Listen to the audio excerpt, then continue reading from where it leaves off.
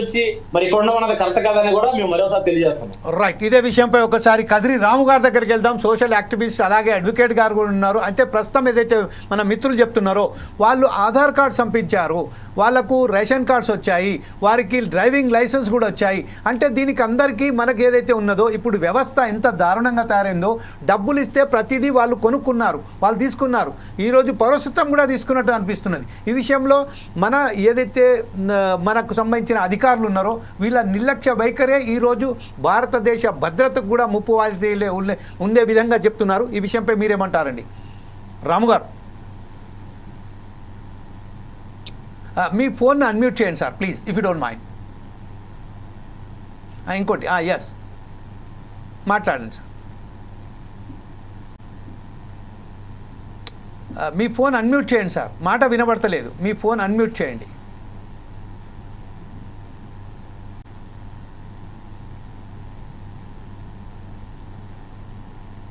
ఒకసారి మాట్లాడండి సార్. అందరికీ నమస్కారం. యా ప్లీజ్ చెప్పండి సార్, మాట్లాడండి. ఈరోజు ఫోర్ సైడ్స్ టీవీ యాజమాన్యానికి, ఈరోజు డిబేట్ లో పాల్గొన్న వక్తలకు అందరికీ నా నమస్కారాలు. అదే విధంగా ఈ ఛానల్ లైవ్ లో వీక్షిస్తున్న వీక్షకులకు అందరికీ నా నమస్కారాలు. ముఖ్యంగా ఈరోజు రోహింగ్యాలు అనే అంశం అంతర్జాతీయ అంశం.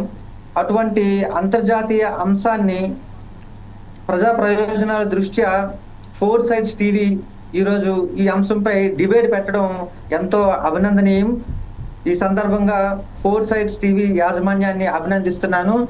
అదేవిధంగా ఇప్పుడు 2 రోజులు కిందట ఆంధ్రప్రదేశ్ రాష్ట్ర డిప్యూటీ సీఎం పవన్ కళ్యాణ్ గారు ఇదే రోహింగ్యాల విషయంపై స్పందిస్తూ వ్యాఖ్య చేయడం ఎంతో అభినందనీయం. ఈ చర్చా వేదిక ద్వారా, ఈ టీవీ ఛానల్ ద్వారా నేను డిప్యూటీ సీఎం పవన్ కళ్యాణ్ గారి కూడా నేను అభినందిస్తూ ఉన్నాను. మిత్రులారా, ముఖ్యంగా ఈ రోహింగ్యా అనే సమస్య ఒక దేశానికి అవసరం లేని ప్రజలు వాళ్ళు, ఆ దేశం తిరస్కరిస్తున్న ప్రజలు వాళ్ళు. అటువంటి ప్రజల్ని ఈ భారతదేశం ఏ రకంగా ఆహ్వానిస్తుంది? రోహింగ్యాలు అనే వాళ్ళు సహజ స్వభావంగా వాళ్ళు చాలా నేర ప్రవృత్తి కలిగిన వాళ్ళుగా గుర్తించబడ్డారు ప్రపంచవ్యాప్తంగా. అంటే ఇప్పుడు మన ఈ టీవీ ఛానల్లో ఇప్పుడు మనం వింటూ ఉన్నాం, చాలా మంది చెప్పిన విషయంలో మానవీయ కోణంలో వాళ్ళని మన దేశంలో ఉండడానికి మనం ఒప్పుకుంటే ఎలా ఉంటుంది, ఒప్పుకోకపోతే ఎలా ఉంటుంది అనేది అంటున్నారు. సో మానవీయ కోణం అనేది ఇక్కడ వర్తించదు నా ప్రకారంగా. యాజ్ ఎ లాయర్ గా నేను చెప్తున్నాను.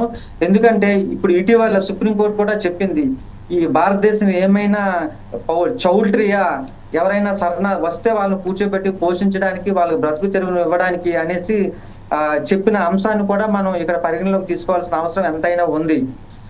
రోహింగ్యా అనేది ఈ సమస్య ఇప్పుడు వచ్చిన సమస్య కాదు.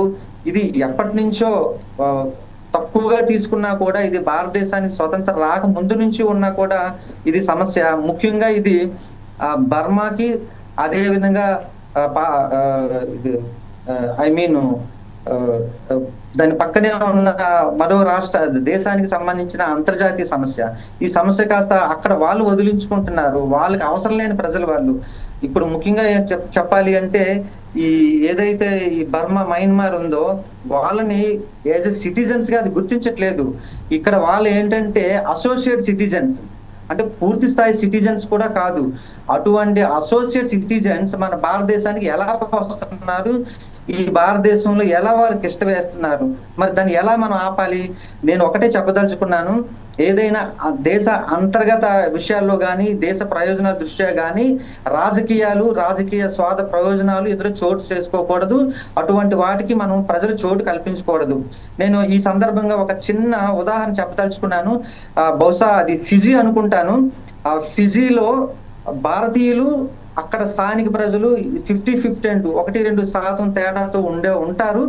అయితే అక్కడ ఒక రాజకీయ పార్టీ నాయకుడు తన స్వార్థ ప్రయోజనాల కోసం అక్కడ స్థానికతకు సంబంధించిన చర్చను లేవనెత్తి ఒక ఇమ్మోరల్ గా అక్కడ గెలిచి అధికారంలో రావడం జరుగుతూ ఉంది. అంటే రాజకీయ నాయకుడు స్వార్థం కోసం అక్కడ ప్రజల్ని ఎరగా వేస్తాడు. ఇప్పుడు ఏం జరిగింది అంటే, ఆ ఫిజీ రాష్ట్రంలో ఏదైతే స్థానిక నినాదంతో అతను అక్కడ ఉన్న ప్రజల్ని విడగొట్టాడు. విడగొట్టడం ద్వారా ఏమైందంటే అక్కడ ఉన్న ఇండియన్స్ అందరూ విదేశాలకు, పక్కనున్న దేశాలకు తరలి వెళ్ళిపోవడం జరిగింది. ఆ దేశంలో భారతీయులే ఎక్కువగా క్యాపిటలిస్టులుగా ఉంటూ దాని దేశాభివృద్ధికి దోహదపడుతున్న సామాజిక వర్గంగా వ్యక్తులుగా ఉన్నారు భారతీయులు. అయితే ఎప్పుడైతే ఇటువంటి రాజకీయ పరిణామాలు చోటు చేసుకున్నాయో అక్కడ ఉన్న భారతీయులందరూ వలసవాదులుగా వలసపోయారు.